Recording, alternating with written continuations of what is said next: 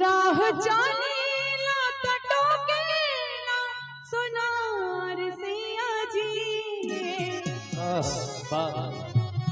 भगवान तो के फुर्सत से बनाए तो सुना नहीं कोनो भी टोके देखे रोके। अरे अरे अरे